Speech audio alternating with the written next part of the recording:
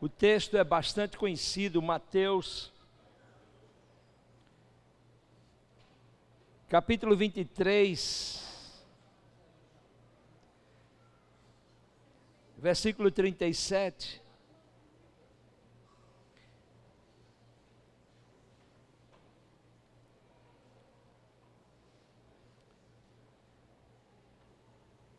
Mateus capítulo 23, verso 37, diz assim, irmãos: Jerusalém, Jerusalém, que matas os profetas e apedrejas os que te foram enviados. Quantas vezes quis eu reunir os teus filhos, como a galinha ajunta os seus pintinhos debaixo das asas, e vós não o quiseste. No capítulo 24, no versículo 1 diz: Tendo Jesus saído do templo, ia se retirando, quando se aproximaram dele os seus discípulos para lhe mostrar as construções do templo. Ele, porém, lhe disse: Não vedes tudo isso? Em verdade vos digo que não ficará aqui pedra sobre pedra que não seja derribada. Versículo 3: No Monte das Oliveiras, achava-se Jesus assentado, quando se aproximaram dele os discípulos em particular, e lhe pediram: Diz-nos quando sucederão estas coisas, e que sinal haverá da tua vinda e da consumação do século. E ele lhe respondeu: Vede que ninguém vos engane, porque virão muitos em meu nome, dizendo: Eu sou o Cristo, e enganarão a muitos. E certamente ouvireis falar de guerra, rumores de guerra. Vede, não vos assusteis, porque é necessário assim acontecer, mas ainda não é o fim. Porquanto se levantará nação contra nação, reino contra reino, e haverá fomes e terremoto em vários lugares. Porém, tudo isso é o princípio das dores. Então sereis atribulados e vos matarão, sereis odiados de todas as nações por causa do meu nome. Nesse tempo muitos hão de se escandalizar, trair e odiar uns aos outros. Levantar-se-ão muitos falsos profetas e enganarão a muitos. E por se multiplicar a iniquidade, o amor se esfriará de quase todos. Aquele, porém, que permanecer até o fim, este será salvo. E será pregado este evangelho do reino por todo o mundo, para testemunho a todas as nações, e então virá o fim. Deus aplica a sua palavra no meu e no teu coração. Meus amados, Jesus estava já chegando o fim do seu ministério aqui na terra.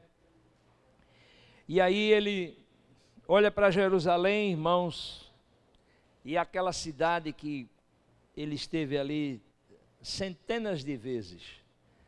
Ele faz um lamento, olha para ela e diz: Jerusalém, Jerusalém, que rejeitas os profetas, que matas os profetas. Olha, como eu gostaria de pegar, fazer como a galinha abre suas asas e os pintinhos vêm para baixo. Eu queria fazer isso, mas infelizmente vocês não quiseram. Depois Jesus vai falar, irmãos, sobre algo que os discípulos perguntam a ele: Senhor, a construção do templo estava em andamento, o templo, né? O maior prédio de toda a cidade, o prédio mais imponente, uma construção, vamos dizer assim, grandiosa. E aí, irmão, Jesus chega e diz: vocês não fiquem impressionados com isso aqui. Está tudo aí bonito, estão terminando, estavam fazendo a construção ainda estava em processo. 40 anos levou essa reforma desse templo, irmãos. Pense, 40 anos. E ainda na época de Jesus ainda estava o templo ainda na sua fase de acabamento. E meus amados irmãos, e aí Jesus chega e diz: olha, não se impressione com isso aqui, porque isso tudo vai ruir, não vai ficar pedra sobre pedra que não seja tirada do lugar. E diz a Bíblia, irmãos, que Jesus lá no Monte das Oliveiras, e o Monte das Oliveiras, irmãos, ficava dentro da cidade, irmãos.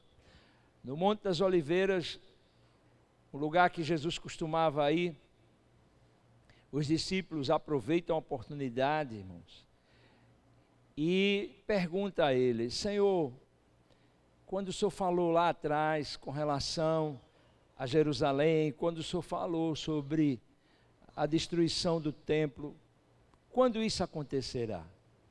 Que sinal haverá da tua vinda?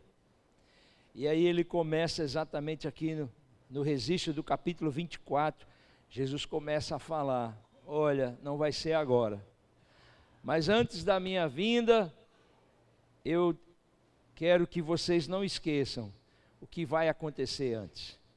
E meus amados irmãos, ele começa a fazer uma narração de toda uma situação de angústia, de perplexidade que o mundo viveria. E aí ele começa a falar a questão de guerras, rumores de guerra, fome, peste, terremoto.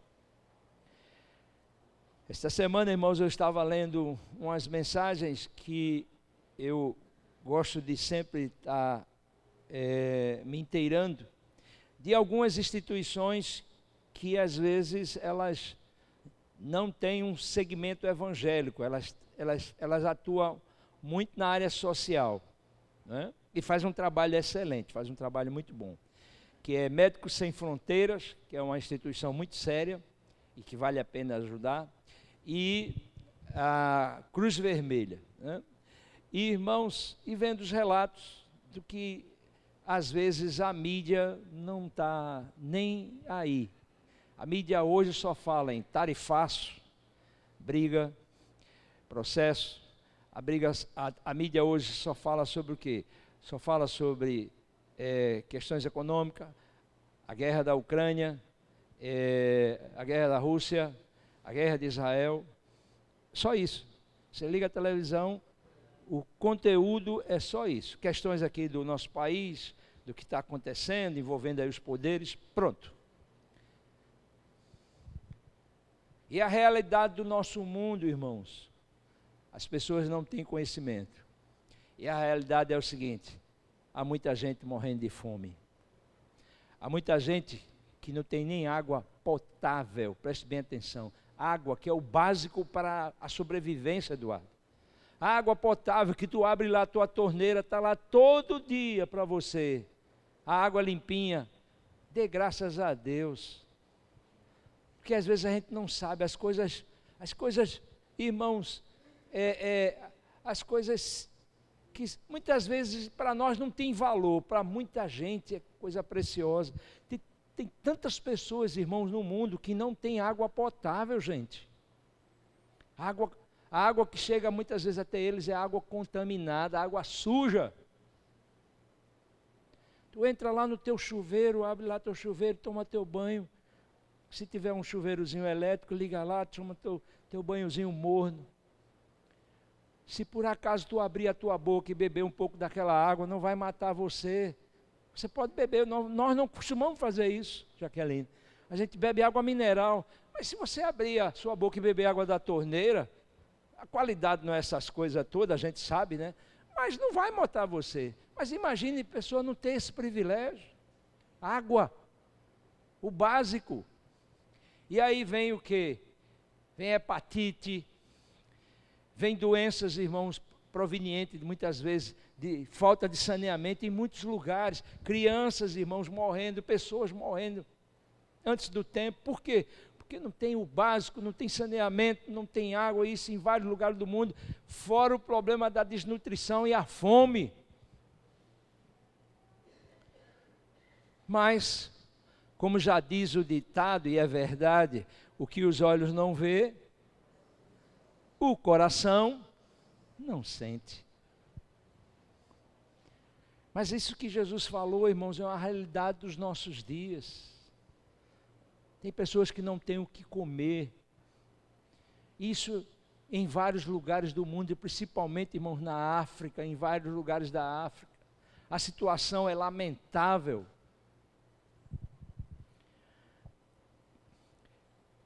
Mas, meus amados, quando você lê o capítulo 24 de Mateus, você vai ver que nós estamos vivendo exatamente essa situação que Jesus falou.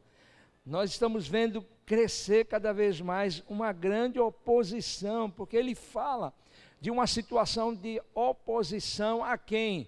Aos seus ensinos. Quando você lê o capítulo 24, você vai perceber isso.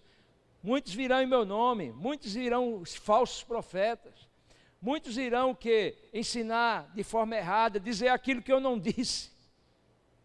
E o falso profeta e a heresia, ela consiste nisso, é dizer o que Jesus não falou. Uma oposição ao Evangelho, uma oposição grande, irmãos, contra quem? Contra a igreja. Aonde? Em muitas partes do mundo, nesse país também. Nesse país também, irmãos. Uma guerra que a gente costuma falar aqui, que você no culto de doutrina escuta, na escola dominical, uma guerra contra quem? Contra a família. E essa oposição, esse conflito, ele se desenvolve, irmãos, hoje, de uma forma muito nítida. Aonde? Em algumas áreas, onde nós estamos envolvidos. A primeira, irmãos, onde se vê essa perseguição, esse conflito, que o próprio Jesus diz na sua palavra, ele diz, olha, sereis atribulados, os matarão, sereis odiados de todas as nações por causa do meu nome. Perseguição.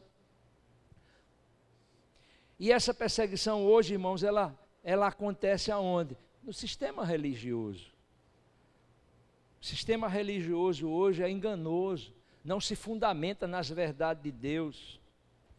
Quando você olha para a igreja, se tratando desse país de um país cristão, ou se diz que é cristão, mas se o Brasil fosse um país cristão, ele não estaria na situação que está. Essa é a realidade. Se esse país fosse cristão, não estaria nessa situação que nós estamos não, irmãos. A gente estaria bem melhor, em outra realidade.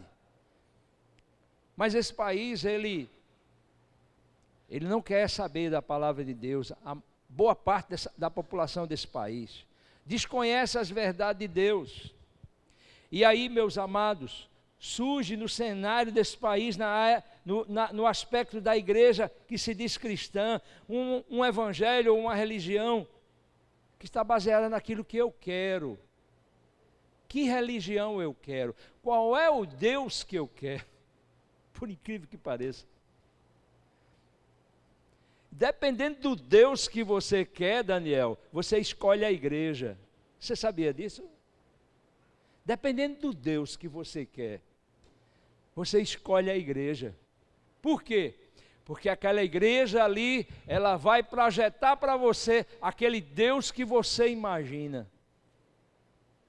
Eu quero um Deus que não se incomode comigo, nem com o meu pecado, onde eu fique à vontade. Você vai encontrar uma igreja que vai projetar esse tipo de Deus de evangelho. Eu quero uma igreja, um Deus que fale só sobre misericórdia e amor. Sim, tem igreja que vai mostrar esse Deus para você. Eu quero um Deus que Ele trabalhe a minha prosperidade na área econômica, na área financeira. Você vai encontrar também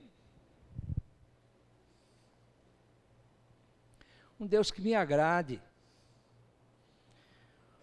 um Deus que aceite o culto do meu ego, que é o problema nosso.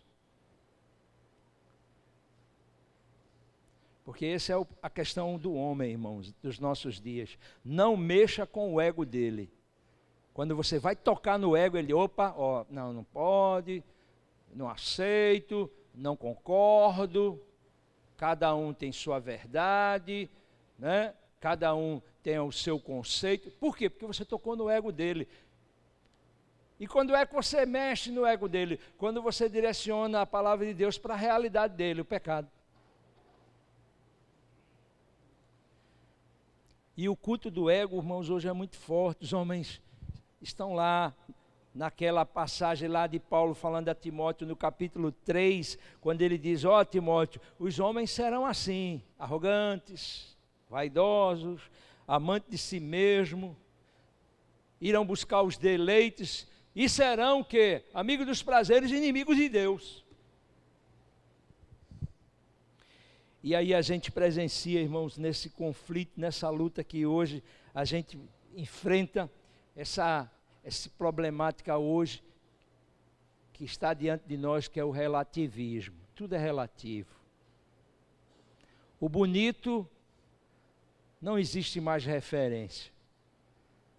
O certo, quem determina é você. O errado também. Tudo é relativo. Se está dando certo, pode fazer, continue fazendo, está dando certo. Você está gostando? Estou. Ninguém tem nada a ver com isso.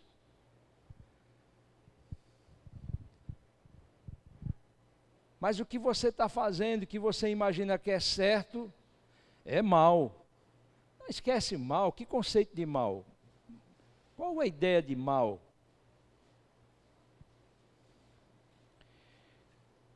E o relativismo, irmãos, que ameaça a autoridade da palavra de Deus, que estabelece o quê? Parâmetros e regra. Para quem? Para a criança, para o jovem, para o adolescente, para o casal, para a família, para a sociedade, para a nação e para o mundo.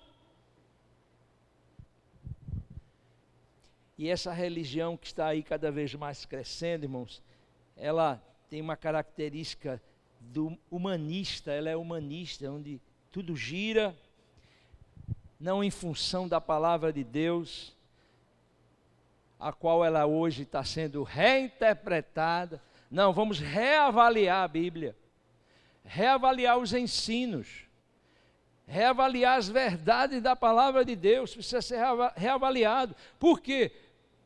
Porque tem que se adequar à realidade dos homens dos nossos dias e como eles são e como eles se comportam e aquilo que eles gostam e aquilo que eles fazem. Isso é terrível, irmãos, mas é a realidade do nosso dia.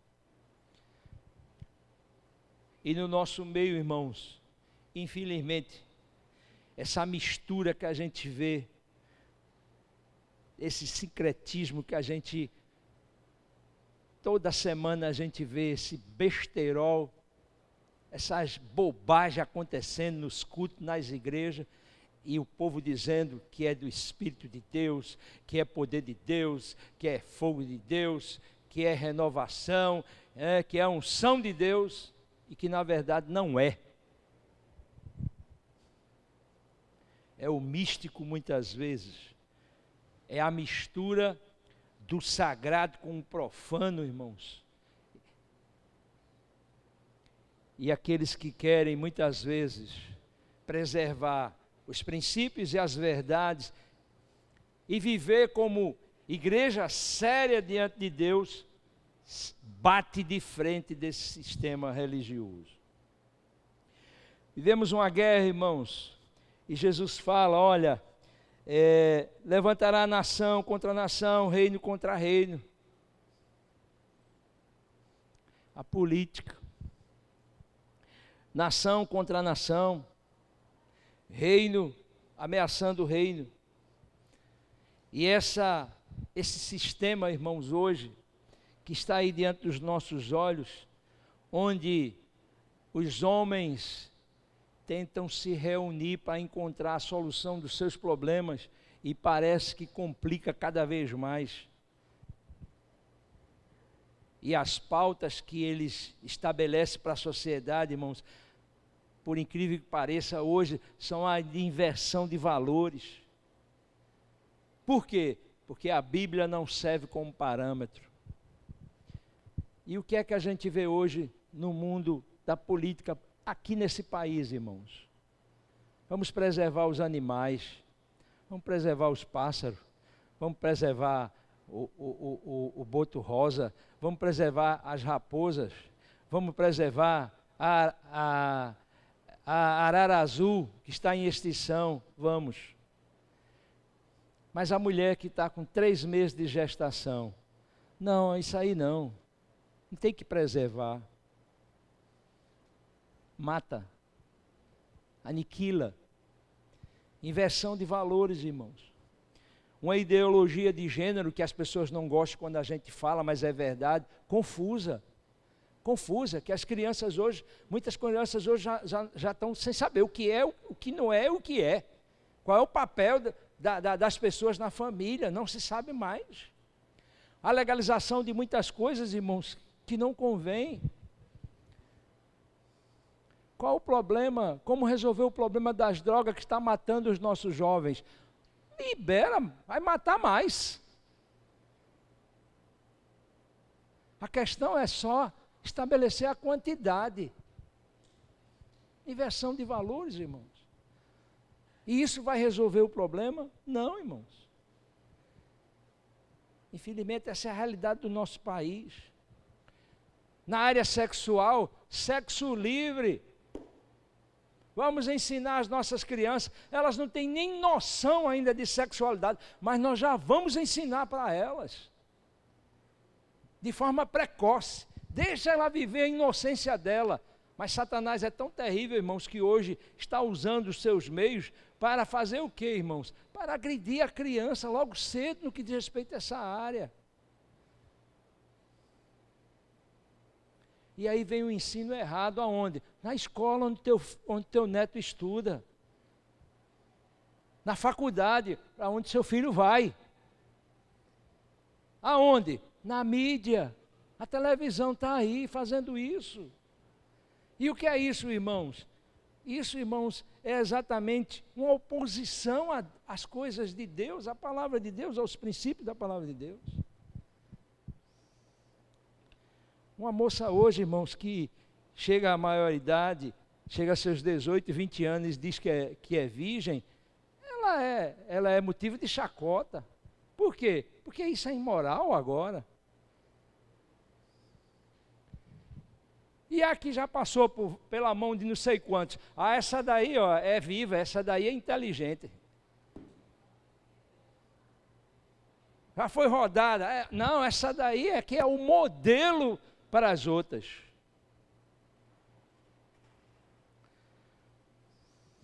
E aí vem todo, irmãos, um amparato, onde a sociedade começa a aceitar, começa a se adequar, começa a se submeter. É censurar aquilo que não é para censurar, liberar aquilo que era para ser proibido. A televisão fechada e aberta, irmãos, a programação, você não precisa nem dizer a você qual o conteúdo.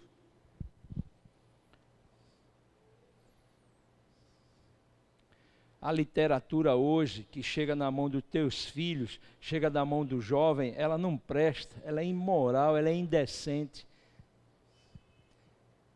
Mas ela está lá na pauta da educação, isso é educação. Ensina-se tudo que você possa imaginar a esses jovens hoje. Agora, se tu fizer uma pergunta de geografia, ele não sabe responder. Se tu fizer uma pergunta de história do Brasil, ele não sabe responder. Se tu fizer uma pergunta na história universal, ele não sabe responder. Sabe por quê? Porque ele não é trabalhado nisso.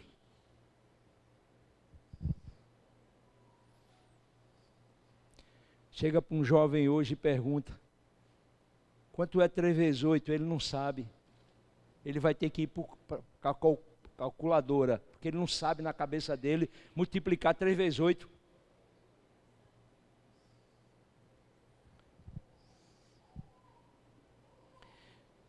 E infelizmente, irmãos, a gente vê hoje uma situação dramática e difícil. Há uns dias atrás, irmãos, Daniel chegou e me chamou e disse, Painho, vamos lá no cinema. Eu disse, assistir o quê? Não, os meninos estão querendo assistir, os netos, né? Estão querendo lá assistir um filmezinho lá, um besteirol lá. Eu digo, bora. Então eu vou assistir. Aí me programei, me encontro contigo lá. E eu cheguei lá, eles todos animados. Eu já sabia o que é que ia assistir, né? Mas eu faço o teatro também, né?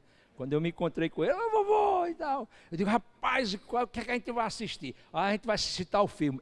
É bom? É, que nada, ele nem sabia ainda, não tinha nem assistido. Aí tá lá, a gente tá lá esperando, tal, compra pipoca, vamos conversar, aquele momento lá com a família. Aí eu digo, peraí, deixa eu dar uma olhada no que está sendo produzido e o que está vindo aí em termos de filme. Irmãos, quando você está olhando o que está em cartaz, ou o que está para vir, ou o que está sendo já programado para ser passado no cinema, irmãos, é coisa que você olha assim e diz, meu Deus. Sempre ali por trás uma mensagem sutil, mas invocando o quê? A rebeldia, invocando o quê? Bruxaria, feitiçaria,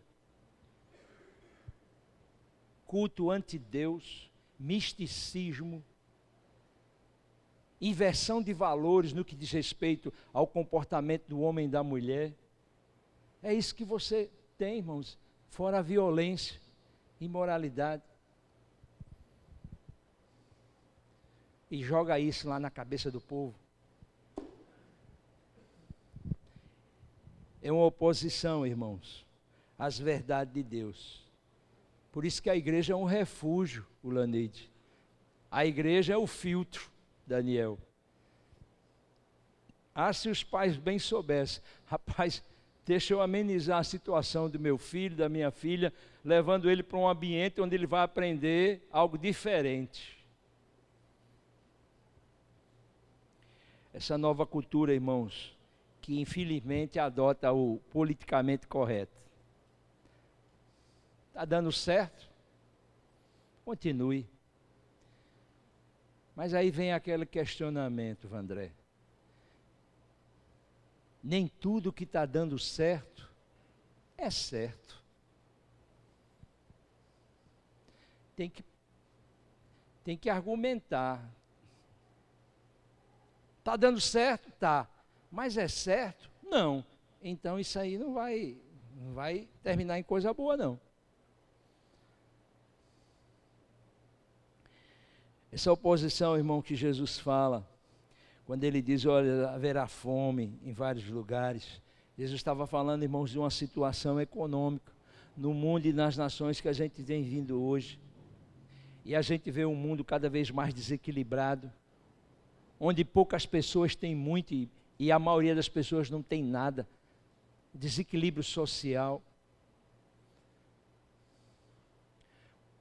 As pessoas que oprimem, oprimindo cada vez mais, e o pobre, o necessitado, tendo menos. As diferenças hoje entre as classes sociais no mundo, irmãos, é muito grande. Enquanto tem pessoas que não têm nem água potável para ela, comida. Tem outros que vivem na luxúria. Tem outros irmãos que sentam para suas necessidades fisiológicas em privada de ouro. Que é isso? Mas o mundo está assim, irmãos. A cobiça, a ganância, o egoísmo. Tudo isso, irmãos, é uma situação hoje que o sistema do mundo está a expor, onde as pessoas, irmãos, estão sendo cada vez mais atraídas pelo dinheiro e o poder. E isso chega até no campo da religião. Infelizmente.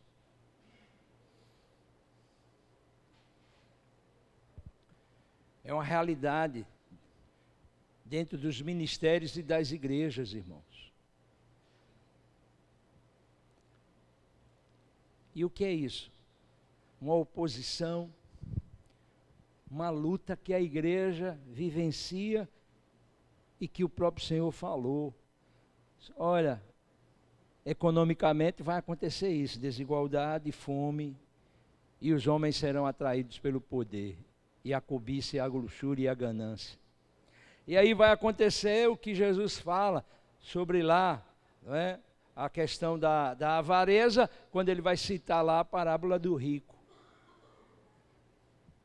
Eu possuo, eu tenho, eu estou ficando cada vez mais enriquecendo, mas lá Deus chega e vai fazer a pergunta a ele: ô louco, hoje tu vai partir.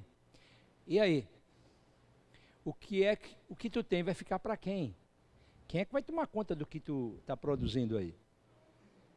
Porque a maioria desses loucos, irmãos, que estão aí, esses ricos, esses bilionários, esses miseráveis, irmãos, nem usufruem do que eles têm, mas também não compartilha com ninguém.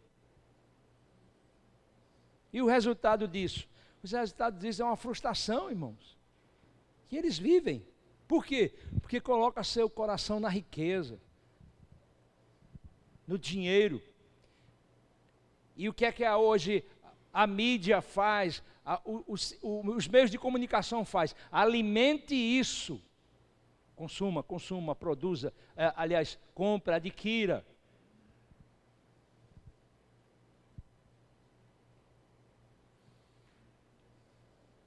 Aí tu vai ver uma pessoa que às vezes está precisando de uma cesta básica, aí tu chega para um camarada que está com um relógio, não esse aqui, viu, irmão? E aí tu chega para o camarada e diz: quanto é esse teu relógio? 200 mil reais. Mais caro do que muitos carros. 150 mil, 200 mil.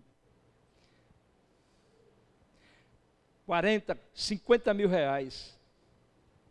Olha, dá para ajudar aquele necessitado? Posso não. Mas você está aí com um anel onde tem uma pedra preciosa que vale milhões. Esse colar, essa tua pulseira. Isso até no nosso meio tornou-se imagem de status, né? Pastor tem que estar. Isso atinge também a gente. Por quê? Porque é a cultura dos nossos dias.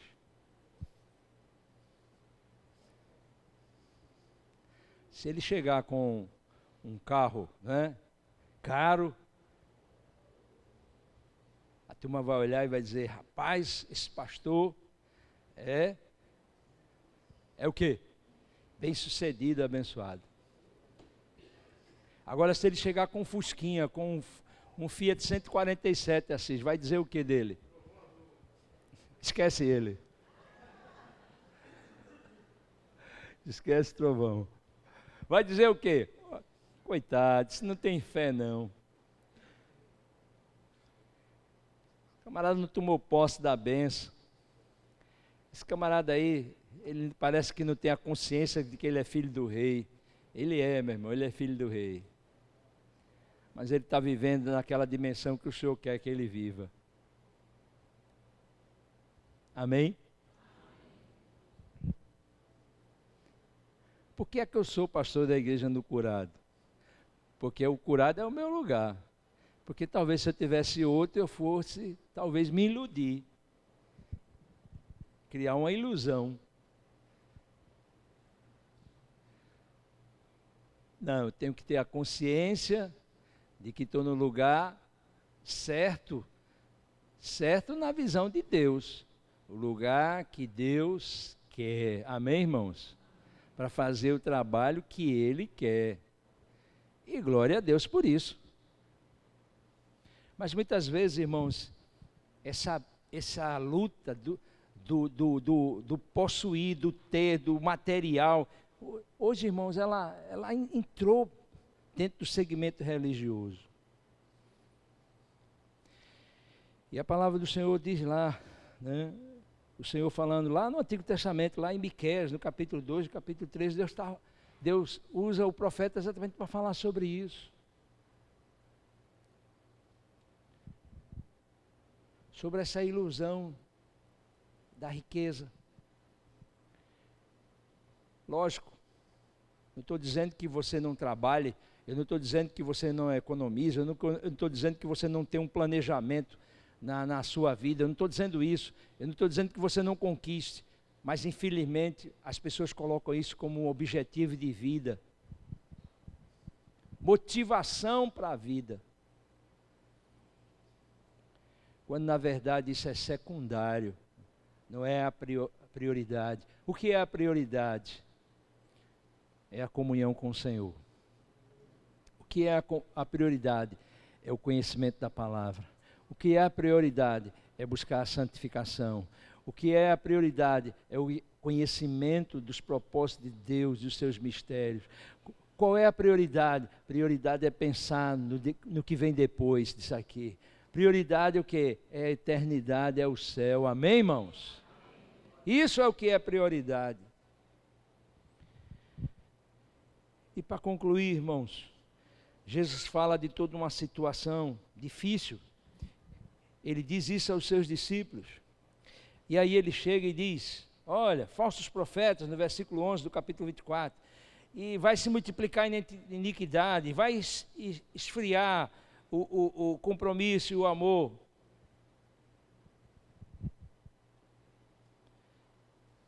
Por que isso vai acontecer? Por causa de uma cultura que vai ser empregada, e ela já está aí, já funciona. Essa cultura, esses conceitos cultural que hoje a gente recebe, vive, irmãos, produzido pela escola, produzido pela faculdade, produzido aí pela mídia, pelo cinema, essa cultura, irmãos, sem Deus, essa cultura sem Deus e contra Deus.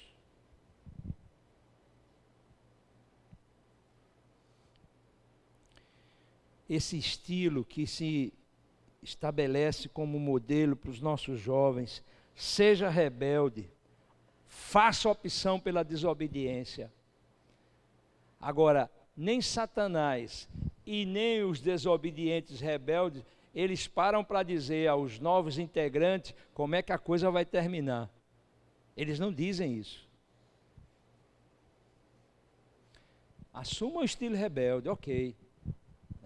Olha, você adote o estilo, né, aventureiro, faz o que tu quiser, e ninguém tem nada contra a tua, ninguém tem nada com a tua vida, tu é livre, bota para quebrar. Tá bom, mas ninguém chega para dizer àquela pessoa, só tem um problema, é que o final de sair é um final triste. Por quê? Porque a palavra do Senhor já sentenciou.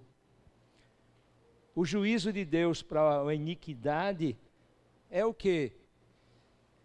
É penoso. É justiça de Deus para aqueles que optam o quê? Optam pelo mal, irmãos. Mas infelizmente hoje é o que se ensina aos nossos jovens. Seja rebelde, ninguém tem nada a ver com sua vida, tem que dar satisfação a pai e mãe, não tem que dar não. Que negócio de igreja, que negócio de doutrina, que negócio de obedecer a pastor.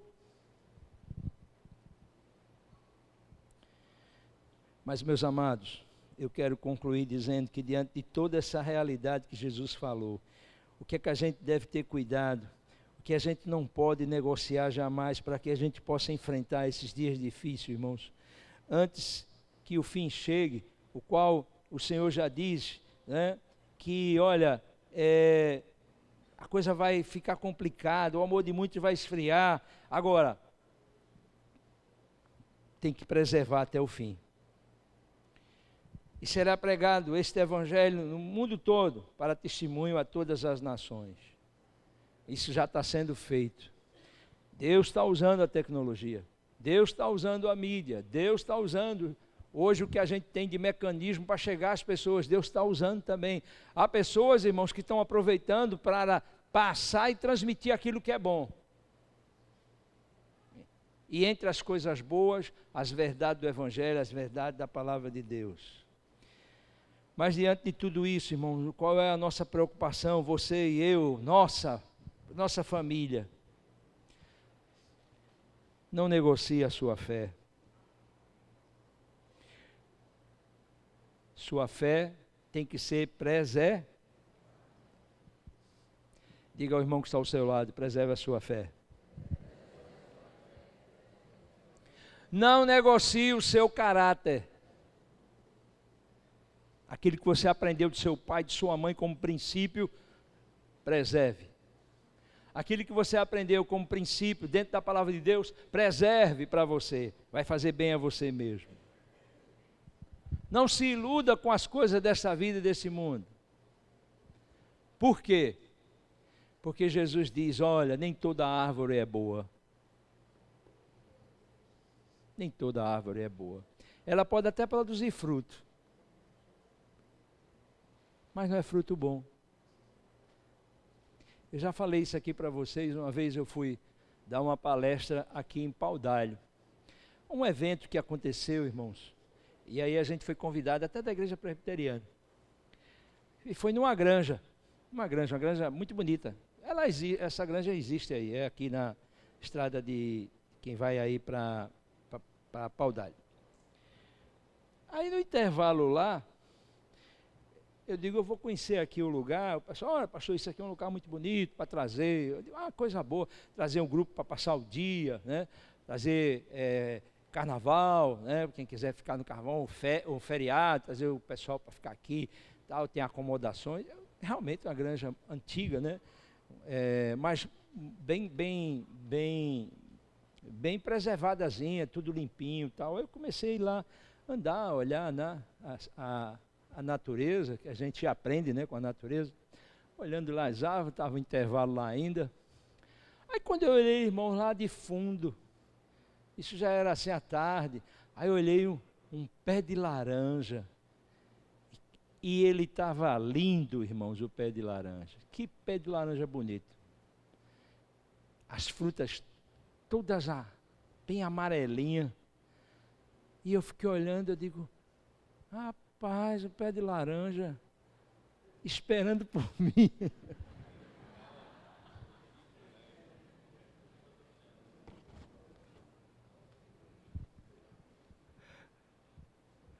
Aí eu fui, Sandra, em direção ao pé de laranja. E interessante que como era tarde, entre as árvores, irmão, o sol, naquela hora, bateu bem em cima dele. Aí é que ele ficou bonito. Quando eu me aproximei, que eu vi, eu digo, rapaz, tanta laranja aqui, ninguém pegou, rapaz. Cada laranja douradazinha, bonita. E parecia esse tipo de laranja, não é laranja comum não, feito tangerina. Eu digo, rapaz, vou fazer a feira aqui. Aí fui logo, deixa eu pegar logo uma aqui. Mas, irmãos, quando eu descasquei a laranja, olhei para um lado, olhei para o outro, disse, só tem eu.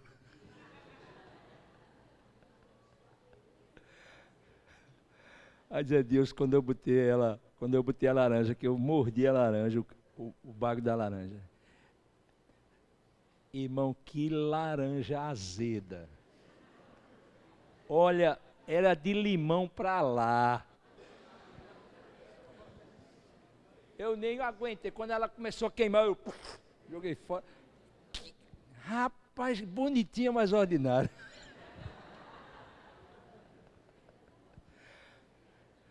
Eu digo, rapaz, não é quem me enganou, irmã Elza?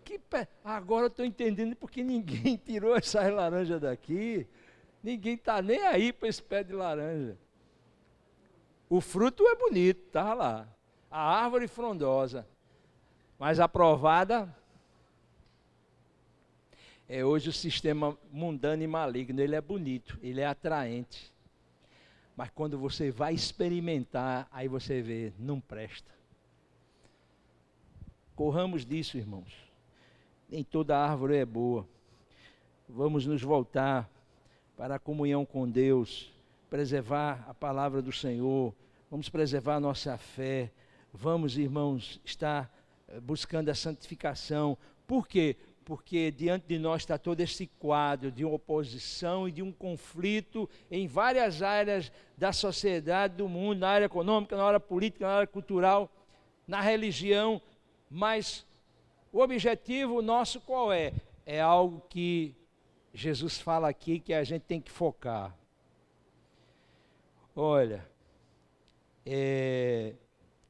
o evangelho será pregado em todo o mundo, para testemunha a todas as nações.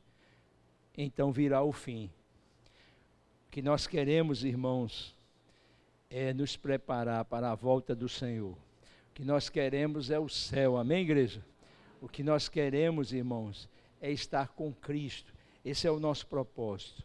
E essa vida, a gente aqui, né, sem ilusão, viver, mas sem ilusão, consciente, né, de que tudo vai passar e que o bom, né, é preservarmos a nossa vida, a nossa família na fé, no conhecimento da palavra do Senhor e orando e guardando a sua palavra no coração para não pecar contra Ele. Vamos ficar de pé em nome de Jesus.